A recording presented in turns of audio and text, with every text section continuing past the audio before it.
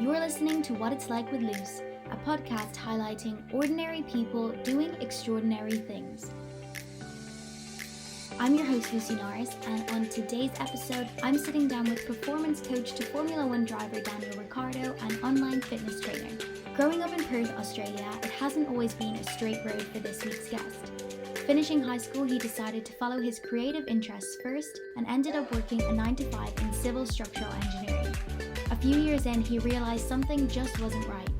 Taking a leap of faith, he gave it all up to pursue his passion and set up a personal training business. Remaining friends with the racing driver over the years, he never imagined his rapidly growing fitness career would land him a position as performance coach to one of the best competitors on the circuit. Packing his bags, he brought his business with him as he moved it online and set his sights on the checkered flag.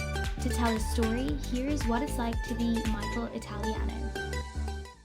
To get into the conversation, if you wouldn't mind going all the way back to the beginning and just chatting to me a bit about what it was like for you growing up in Perth and whether or not you always envisioned yourself working in the fitness industry. Yeah, growing up in Perth was amazing. Perth is a lovely place. It probably doesn't get enough recognition because we have some bigger cities in Australia like Sydney and Melbourne. I think if people want to travel Australia, they should definitely visit Perth. It's amazing, has amazing weather. It's a really good lifestyle. So growing up, I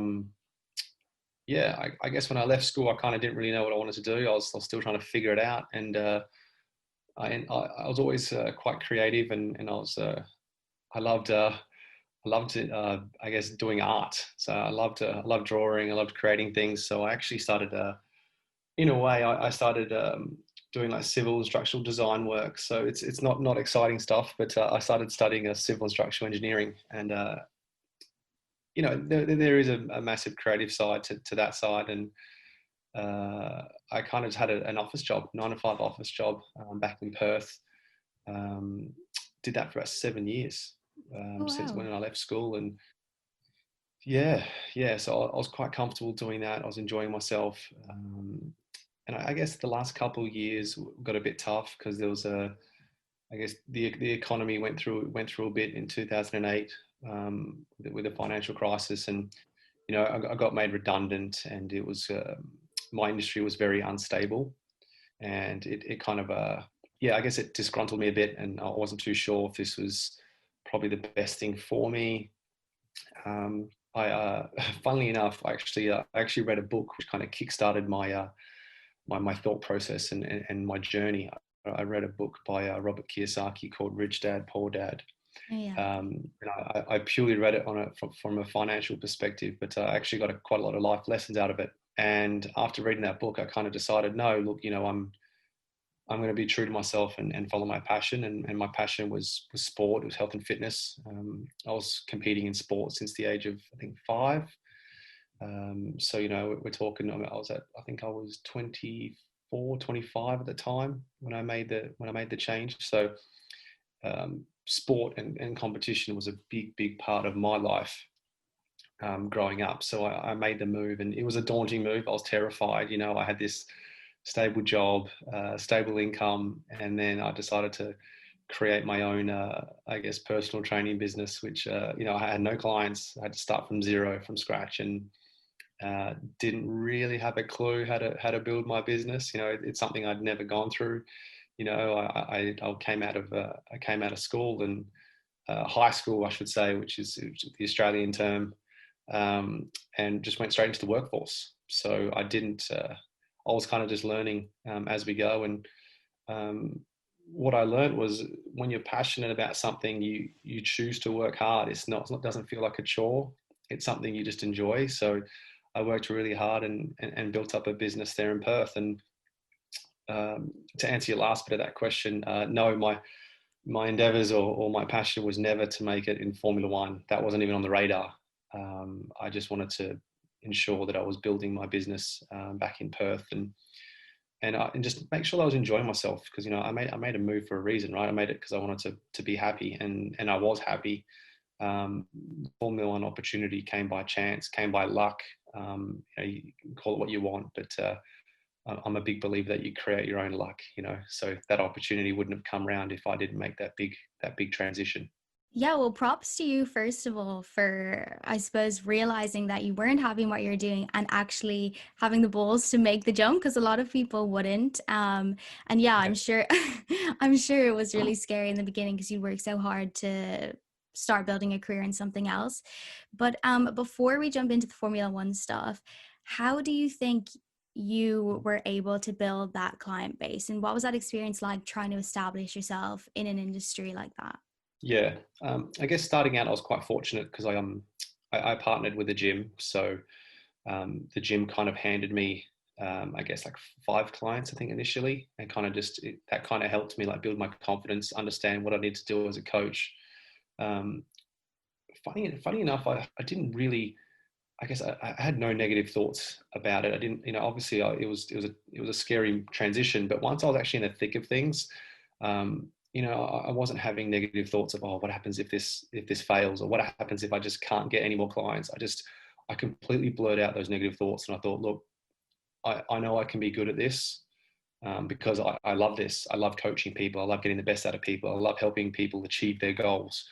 Um, and making a difference, and for me, their outcomes is priceless. Like this, some of the stories I can tell now to people that I've witnessed and what I've done with people. It's amazing. You can't put a price tag on it. So I just kept working hard, and I literally treated every client like gold. And before I knew it, word of mouth spread quite quickly within Perth, and I had over, I think, 60 clients, Oh, wow. to a point where I had to start employing a trainee to take some of the load, because I just didn't have enough hours in the week to take care of all of them. So it was a good situation to have.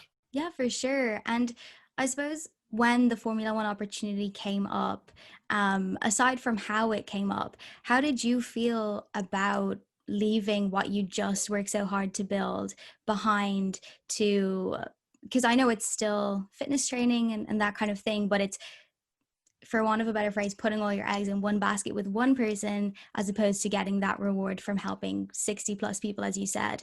So what was that decision like, leaving, your work in Perth behind? Yeah, to be honest, it's a good question, because that's probably the first thing that felt a bit weird to me when I started the job.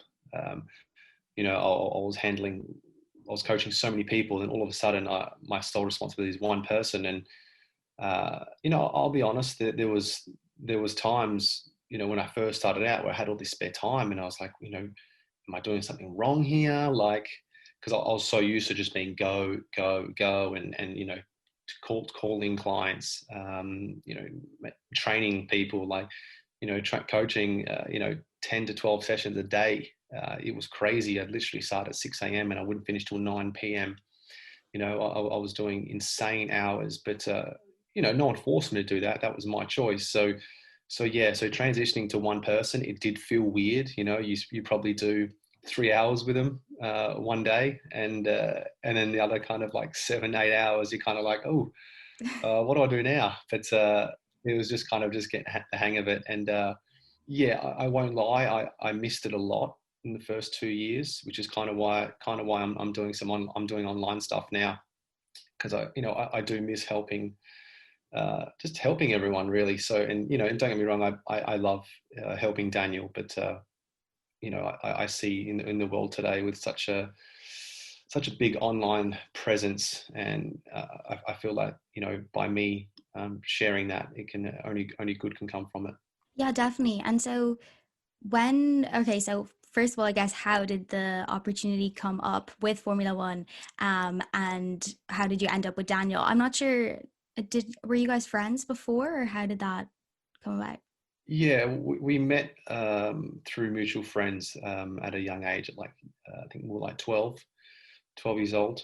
Um, I met him through a close friend of mine, and we obviously knew each other. And then I guess growing up, we had similar interests. So I think as he hit into his teens, he moved to Italy to start his Formula One quest. So doing some go-karting over in Europe, and then also doing some Renault World Series over in Europe. So I followed him closely, and he'd come back in December every year to see family, and we'd probably do some training together. Nothing serious. It would purely just to be to catch up. We never spoke about, I guess, working together. He knew I had my business. He knew what I was. I assume he knew what I was capable of. He kept obviously a close eye on it, and to be honest, it came completely random. He took me by surprise at the end of 2017. He finished his last race, and he messaged me randomly, just completely random. Hey, how you doing? How would you like to travel the world with me next year? And Daniel being a bit of a joker, I thought he was just playing around, so I wrote something cheeky back, and then he called me, and he had quite a serious tone on the call, and I thought, wow, he's serious here, and I won't lie, like it was an amazing feeling, like no doubt, like one, to know that opportunity was there to be involved with such a, I guess, the pinnacle of motorsport, and also I guess just knowing that Daniel, wanted to put so much trust in me. That's something that I'll always be very appreciative of, because that's a big call on his behalf. And so they always say that you're not supposed to work with friends or have anything to do with friends and business at the same time. So how did you find that shift in your relationship when you first started working together and setting those boundaries, being comfortable with telling him off if you needed to or whatever, that kind of thing? Yeah, that kind of came up in the first initial chat. So when he came back to Australia in December, we at the end of 2017, we sat down for coffee, and we ran through each other's expectations. He ran through his expectations, and then I ran through mine, and that was one of them. One of them, I said to him, I said, look, it's going to be hard initially to have that balance of when I need to be a mate, but when I need to be a coach. And I just said, look, you need to, I guess, like obviously you're asking me to come on board because you do respect me as a coach, but obviously there's going to be times where I need to put my coaching hat on, and I just need you to respect that. And that was that really. And to be honest, we haven't really spoken about that since. It just kind of worked. I guess he'll sense when I use a different tone when we're at the track, and then he'll sense when we're being. I think it's quite an easy transition. Maybe not for everyone, but for us, it's been fine. I guess that comes with a level of respect, right? So, and knowing someone well. So when you know someone well, you know when they're saying something, I guess, important, but also meaningful. And that's when you're like, oh, okay, hang on, we're putting our serious hat on here, we're putting our competitive hat on here. And then there's moments where I'm like, okay, no, this is where you put your friend hat on, and you go from there. Yeah, well, that's good that you haven't had any major clashes or anything along the way. And so for you personally, I guess, in your preparation for taking off with this new role, I'm not sure, is there much difference between being a fitness coach and being a performance coach in terms of, did you have to study a bit more about like the mental side of sports and that transition into professional sports as opposed to just people wanting to get in shape? Yeah, most definitely. It was very different. So, the first year I read a lot of books, the science behind motorsport, I get some backgrounds, because I just didn't have the history of Formula One, didn't follow it that closely until Daniel actually started making it up the ranks and getting closer to his dream. I kept in touch with his previous trainer just to ensure that I wasn't missing anything, or some things that maybe I found tricky to understand. He could probably give me some guidance and some clarity there. But yeah, most definitely. And I'm still learning. There's some stuff that I'm still trying to learn regarding neck training. Neck training is a big one. But yeah, adapting different, I guess, philosophies to training is quite exciting. So we've changed up Daniel's training quite a bit since I've came on board, and it's been good. And yeah, you're forever learning, right? It doesn't matter what industry you're in, how long you've been coaching, you're forever learning. What was it like those first few weeks on the circuit? I can imagine it must have been a bit of a whirlwind, entering into this new world for you. Can you take me back to those days? Yeah, well, my first time at the track was testing. So before race one in March, every team does testing in February to test the new car. And as funny as it sounds, I'd never seen snow before because I lived in Oh Australia, my and gosh. I'd go every year. I'd go on holidays, but I'd chase the sun. So I'd go on a summer holiday because I just love summer. And I rocked up to Barcelona, and it was just snowing, like full of snow. And I remember we had to get in the car, and I was standing outside, and Daniel was like, "What are you doing? Get in the car. It's freezing." And I was like, "No, just give me a moment. I've never seen snow." And he started laughing. So I was like, "Okay, wow. So this is what Europe's about, right?" And then we got to testing, and testing is just so quiet because obviously there's no fans, there's no race, so it was just a real chilled experience and a real relaxed environment at the track. And I thought, okay, wow, this is nice. You get a lot of time with your driver. You can do quite a lot from a performance aspect to prepare them, and yeah, they're long days, but it is what it is. And then first race came around, Melbourne, Australia, Daniel's home race, and it was just mayhem. Like it was just, I think there's about 200,000 fans that come out that weekend, and they're all just, I guess they're all Daniel fans, and the weekend was crazy. I couldn't get my head around it, and I was a bit flustered, and I remember Daniel like putting his hand on my shoulder and saying, "Don't worry, not all races are like this." But it was a memorable first race. It was crazy. Yeah, I'd say it's absolutely mental. And I suppose nothing can really prepare you for that until you're in the moment as well. Yeah, correct. Nothing can prepare you, and no matter how much he told me and warned me, and uh, yeah, you can't prepare for that until you're actually in it. That's insane. And so I was actually speaking the other day with, she was a world champion kickboxer, and we had this conversation about the more toxic side of sport or the dark side of sport in terms of how the debate whether or not you can be a world champion without that element of addiction and just pure obsession with something to the point where it becomes unhealthy. So I'd be curious to know your take on that from what you've seen, and also just I suppose you experiencing that environment yourself as well, and how you would guide someone through those scenarios to make sure that it doesn't take over their life in a negative way. Yeah, it's a difficult one because to answer that question, my answer would be it depends. It depends on the character of the person. It depends on a lot of things, but and that's me purely based on my experience. With Daniel, would I say he's obsessed with racing? Probably not. Is his willingness to compete and race? Um, it's beyond, I think, anything I've seen. He loves competing, he loves racing, but I don't think he's obsessed with it. He understands there's a life balance there.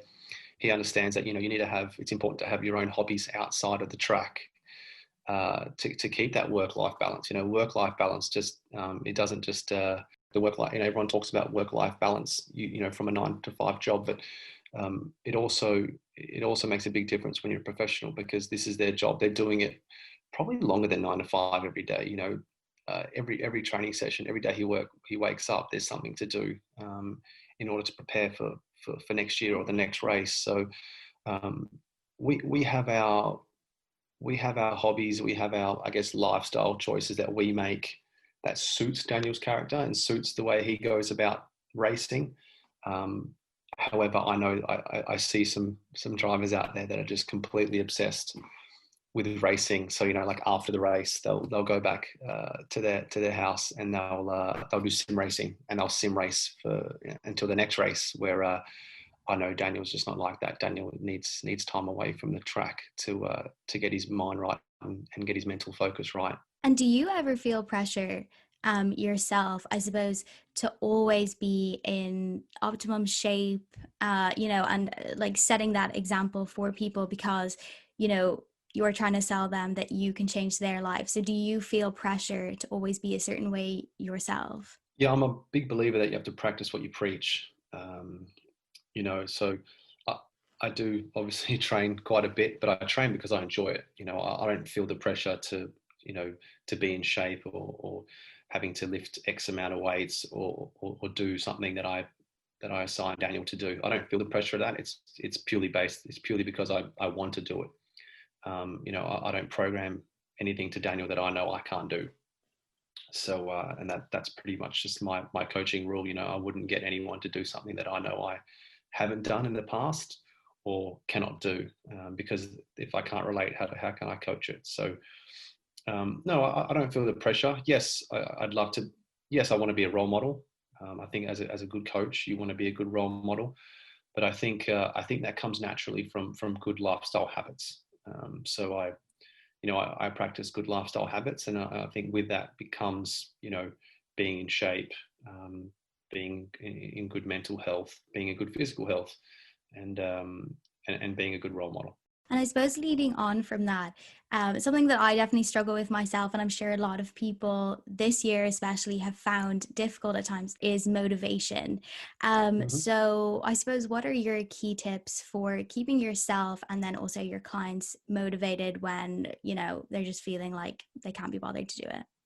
Yeah, I think the big thing is setting yourself, I guess, small and achievable goals, and then long-term goals. I think from experience, I used to set long-term goals, but the goals are so far away. Sometimes that motivation can really start to, I guess, it can be a bit of a roller coaster.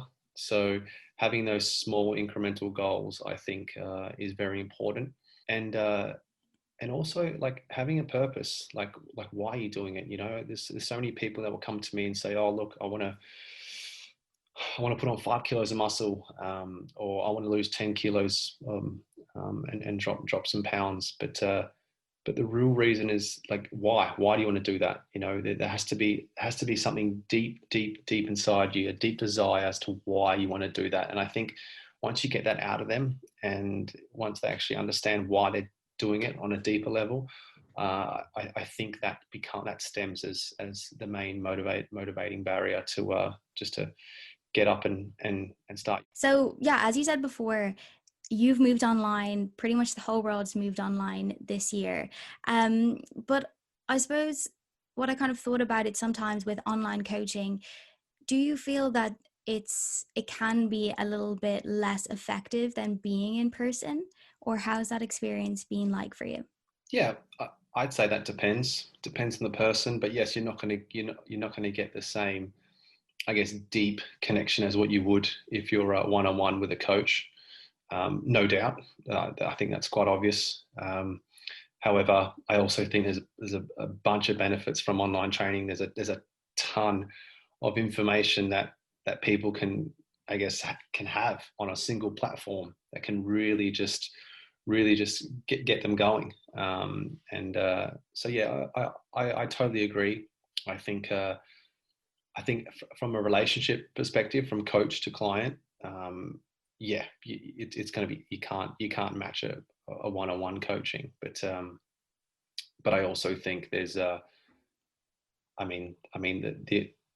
the economy is showing that social society is showing that online training is a thing, and it's extremely beneficial, and that's what I'm trying to achieve with my platform, is give all the resources people need in one spot to achieve what they want to achieve. So I suppose for your future, you're obviously moving to McLaren next year with Daniel, I think. Anyway, you're still working with Daniel Yep. in 2021. Do you ever see yourself getting bored of working in Formula One, or bored of working with Daniel and moving into something else? Or how are you feeling about the next few years? No, not really. I think sport's just part of my DNA. Ever since I was a kid, I just loved it. I've loved competing, and yes, I'm not in the car with him, but when I'm watching him in the garage, I feel like I'm there with him. I feel like I'm competing. We're working so hard together. So yeah, I definitely feel like I am competing when Daniel's out there. So I'll never lose that adrenaline rush to compete, and that willingness to compete. So I can't see myself getting bored. And deep down, I always wanted to be involved in professional sports some way, whether it was as a player or as a coach. So I'll never take that for granted at all. I'll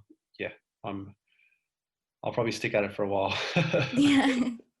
How are you feeling about the move to McLaren? Are you excited or are you sad to see Renault go?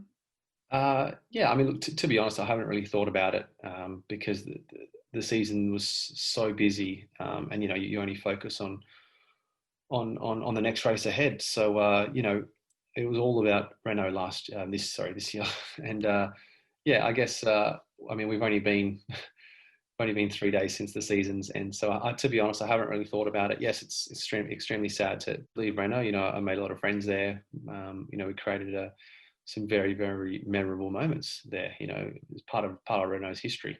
And that's something that you gotta definitely have to appreciate. I'm sure. I'm sure once the 2021 comes around, I'll start thinking a little bit more about the season ahead and probably get a little bit more excited about the opportunities as well. But yeah, for now, just trying to take my mind off it and just having a bit of a break because the season comes around very quickly. Yeah, sorry. I mean, I'm probably like probing you with so many questions. You're like, I've literally just finished, leave me alone. um, and so obviously throughout the course of the conversation, everyone can tell that you've definitely experienced a lot of success in your career thus far, and I'm sure a lot more to come. So I'd be curious to know what your personal definition of that word is. I think the definition of success is anything you want it to be. And so I think, if people say to me, "Oh, Michael, I want to become successful," or "I think you're successful," it's like, well, what do you actually define as successful? People have very, very vague and out there definitions of success. Um, people define success by wealth. Some people define success by, I guess, happiness. So to answer that question, I would always say, like, if you want to be happy or if you want to be successful, define what success is to you first, and then go chase it. That's what I would do, and yeah, I wouldn't look at it any other way. And then I just have one more question for you, and I'm going to let you get on with your morning.